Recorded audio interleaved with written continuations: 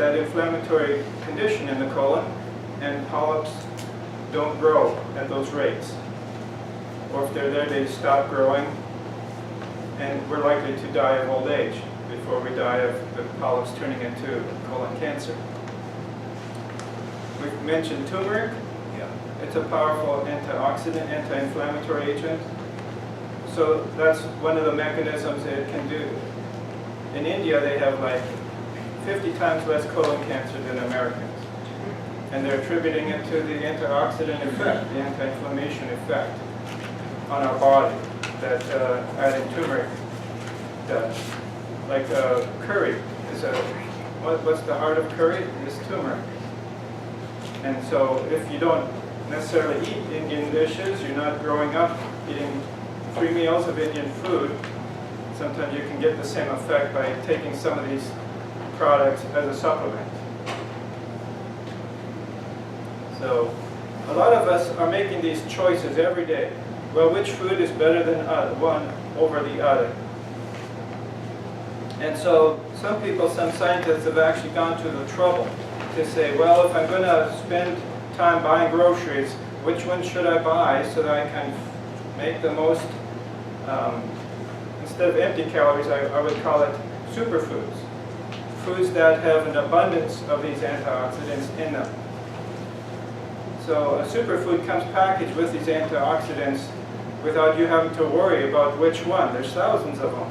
Not all of them have been well studied. And so each one might play a small role, but we use this term called synergy. The synergy means that if you and a buddy are doing a job, let's say you each can do the job at a certain rate. If you work together with synergy, you can be more efficient so that job gets done faster than if you did that job individually. And the same with some of these combinations of antioxidants. These, even though each by itself can be measured, you know, where they give you some capsule and has a certain drug, and then they have certain ways to test the antioxidant potential in your body and how it's lowered the reactions. They have found that if you add these chemicals, not just 1, 2, but there might be hundreds. When you combine those, you have a combined effect that's greater than each of them individually. Just like you and a buddy getting the job done faster in half the time. Less than half the time. Does cooking your food damage the antioxidants? Yes and no. There are some foods that are really hard to digest. If you could eat more raw, there are many people who promote eating all their foods raw, or at least more than 80%. Eating raw food takes a healthy GI tract to do that. Some foods are very difficult to digest. Is that where the gas comes in when you have stomach gas? Well, there's gas in your stomach, which I would call bloating. Most gas is not produced until it gets to the colon. The gas in your stomach might be from what you swallowed if you had a soda, or it might be due to fermentation. But the stomach doesn't have a lot of bacteria to make gas. So the only way to promote gas in your stomach is usually what people are saying when they feel like they're bloated. Is not the stomach in their stomach, but the air in the stomach gives you that feeling. You know, like when you've had a soda and you feel like you need to burp. Well, if all your colon and all your small bowel are just more filled up, you feel bloated. And that's probably the feeling that you have, because even if you burp, you still feel bloated. No, I mean like certain foods giving you gas, like not stomach gas. Yeah. Everything makes cabbage, milk, and these other foods, they change the flora in our stomach, or they fuel the flora. The flora is our bacteria in our colon. They fuel them to make extra chemicals, methane in particular. Some of the sugars in our food, let's say we'll use beans as an example. Some cafeterias don't actually soak their beans. What's the point of that? there's little sugars. We call them oligosaccharides, which means short chain sugars, in the coat of the bean, in the outer rim. That's used by the bean to figure out when it's time to grow. And when there's enough rain or water in the ground, it basically soaks these chemicals out of the bean, and it tells the bean now it's time to grow because things have changed in that skin. But in your body, those same chemicals can be used for food. The bacteria know how to break down those sugars. Our digestive enzymes do not. So they pass undigested all the way to your colon if they weren't soaked in a bowl before you cook them. And tossing the water. Yeah, so if you can soak it for 3 hours, maybe rinse the water a couple times during that time, usually that's sufficient to get rid of probably 80–90% of these chemicals that give you the gas. Cabbage has that. You can't really soak the cabbage. You'll find that if you make a big change and you're not used to eating cabbage, and now one day you just, half your plate is cabbage. In that transition, your bacteria sometimes give you a lot of, you call it indigestion, because they're not used to this big change. Give them a few weeks and they change for the better. So you don't find people who eat vegetarian are going to be feeling bloated 24 hours a day because of all the cabbage they eat. Your body does get used to it. But in that transition, you probably want to add it in smaller, increasing amounts until the bacteria, it's actually different populations of bacteria that grow there in the presence of fruits and vegetables versus in the presence of meat. And so if you don't have the right bacteria there, you get more of these side effects, these symptoms. So back to the cook or not cook, the advantage of cooking some is that it gives you more time to build up your bacteria to digest them and cause less gas for a bit and make it more digestible. So let's say you didn't cook your beans or your potatoes, you decide to eat raw. And let's say you chewed them a reasonable amount. If you ever spit out, and nobody does this, but if you ever looked at what your teeth did before you swallowed it, it's not a nice thin puree. It's not like applesauce. There's big chunks of food that go down half chewed. And if you're my 5-year-old, they're probably very big chunks. How do you know? Well, you can see them keep going. Your body turns some of those unchewed food particles into some of this indigestion. And so what you're doing is basically flooding your colon with poorly digested food. Your colon needs some food. You want to feed the bacteria some, but if you feed it an abundance, an overabundance, you're going to suffer with ill effects. If my 2-year-old was constipated, how can you fix that problem? Well, the problem's in the colon. You want the colon to get rid of its stuff at a faster rate. But I didn't want to use any of those harsh chemicals that adults choose to use. All you have to do is give those bacteria more calories than they need. If you just forced water into this 2-year-old, is that going to reach the colon? Is it going to hydrate things and pass on the stool? I think so. Why? It gets all absorbed in a small bowel.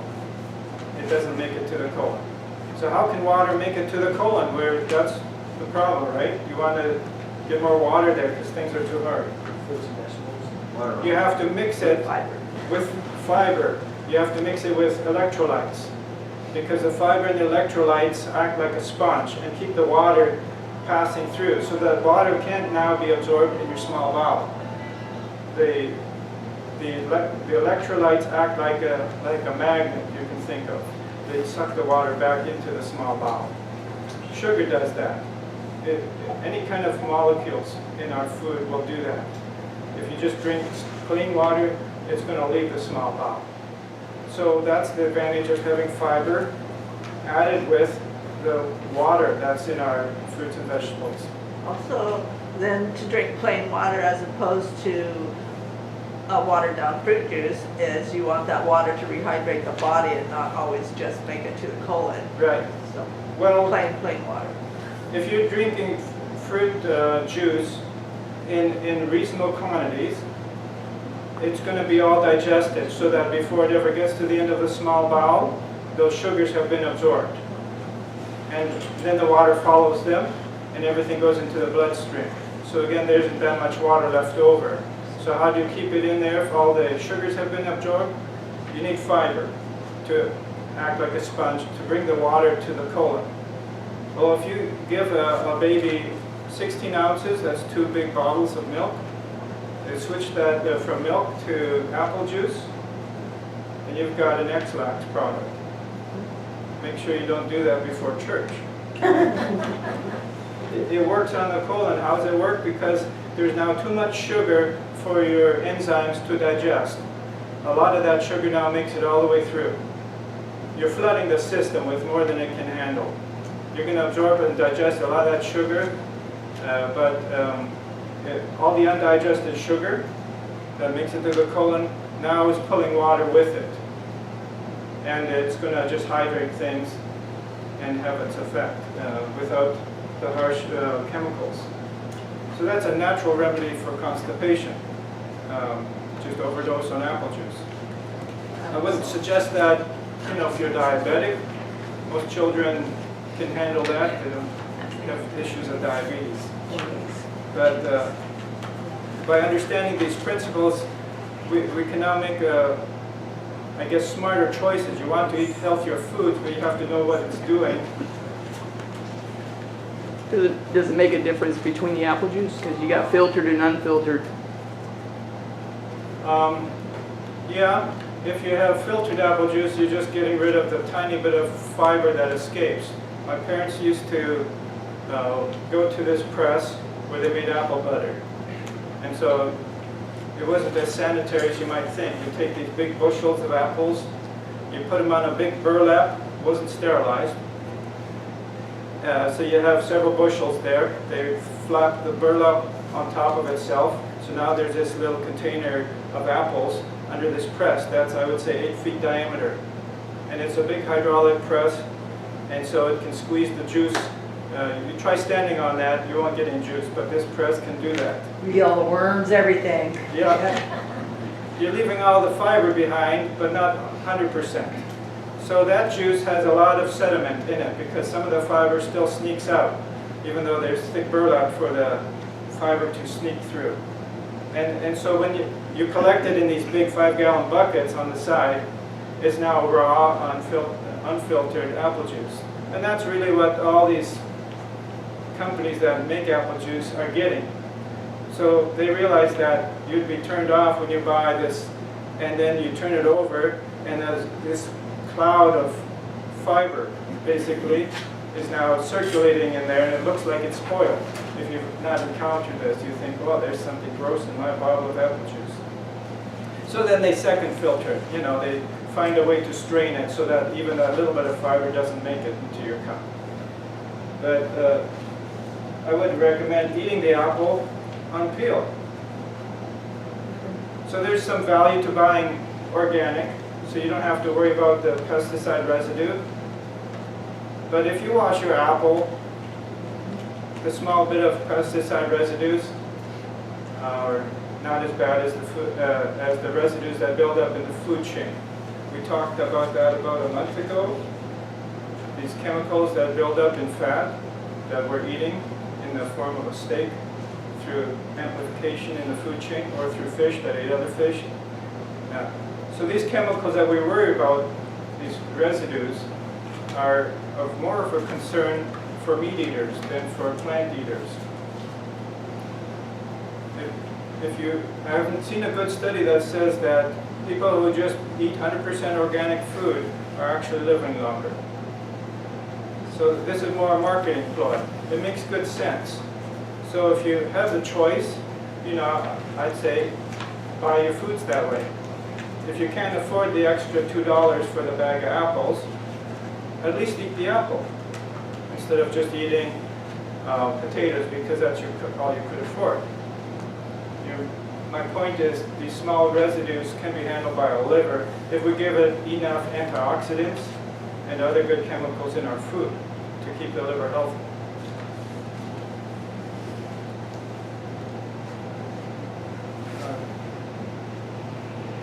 So here, this first one is called Superfood Food Bargain. We probably won't get through all of these. We can pick this up another time. But these articles here are not that complex to understand. Unlike some of the articles where it takes a little more medical background to figure out what he just said. He's basically summarizing which foods are you going to buy if you got $10 for groceries for the day. Which foods are you going to choose? If we're trying, if you're trying to buy food that's the most bang for your buck, basically, which foods give you the most antioxidants for the least amount of money, so that you can eat those more often, and basically. Instead of just having those foods like once a day, now you can eat them 3 times a day because you could buy 3 times more for the same amount of money. Well, he's talking about, I think I should play the video. Okay.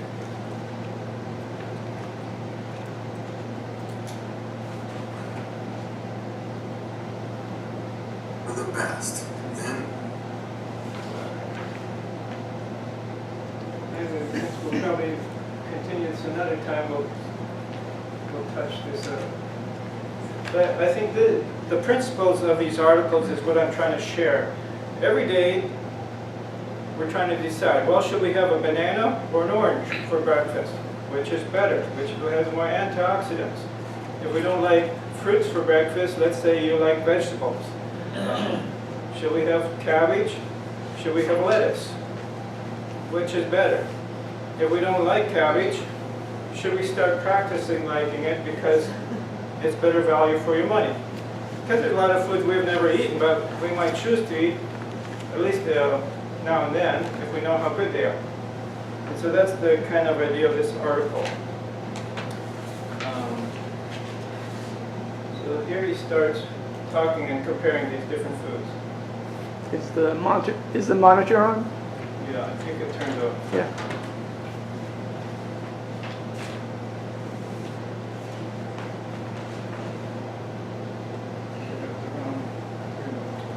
It's the one on the right, yeah.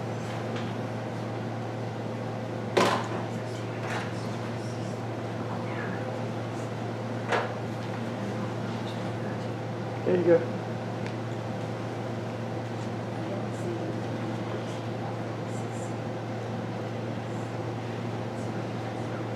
wow, blueberries took it back.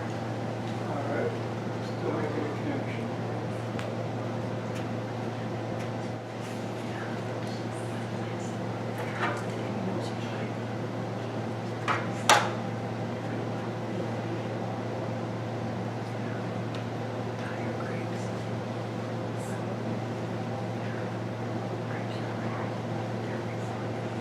Red beans were considered the #1 most antioxidant-packed foods until herbs and spices were tested. Frankly, I thought it was over in 2007. Remember, USDA had released a database of 200.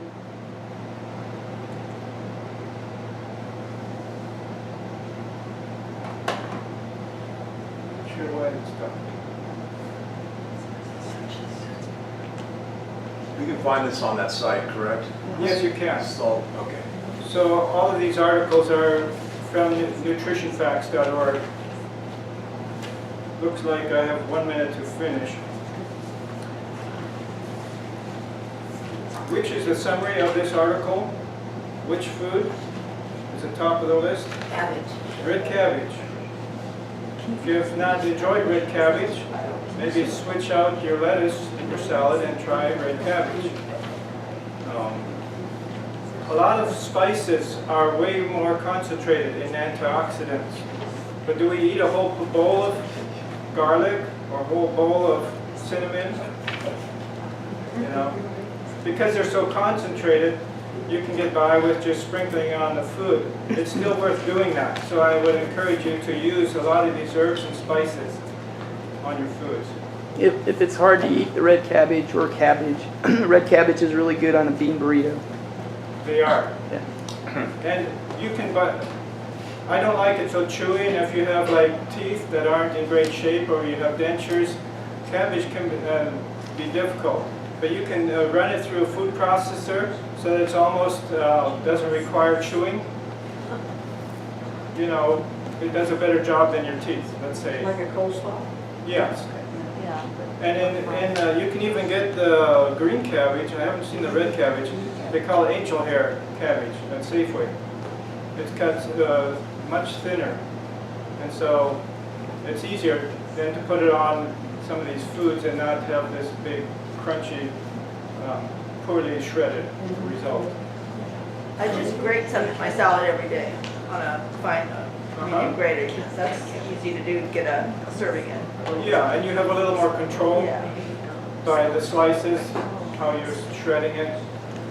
So it's a very good value for your money. If you don't have red cabbage, try the green cabbage whenever they're in season. They last a long time in your fridge, longer probably than lettuce. You'll probably see cabbage last a full week. You try that with lettuce. Near the end of the week, it's looking pretty sad. That's a superfood, right? Cabbage? Well, I would say it is. Sometimes we use the superfood description for these foods that are like 1,000 on this antioxidant scale. And usually you have foods like related to cabbage, broccoli, kale, all of those are in that high category. Cauliflower. Yeah. Now, the website you have here, nutritionfacts.org, I can learn a lot more. You can. Okay. So if you put in some of these search terms, it takes a little practice to navigate his website.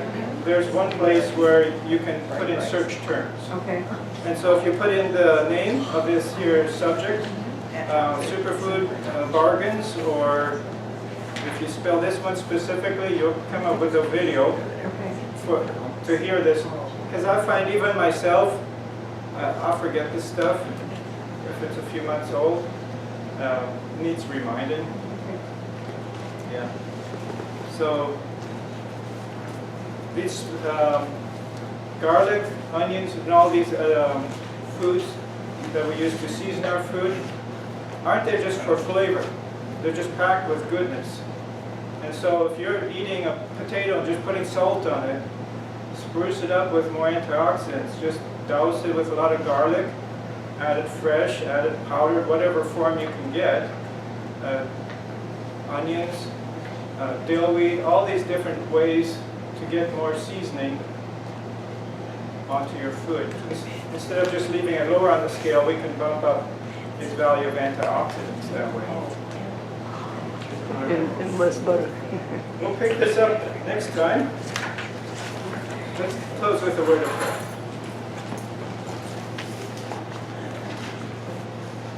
Gracious Father, thank you for your understanding of what makes us healthy and giving us the tools, the understanding to connect with health one spoonful at a time.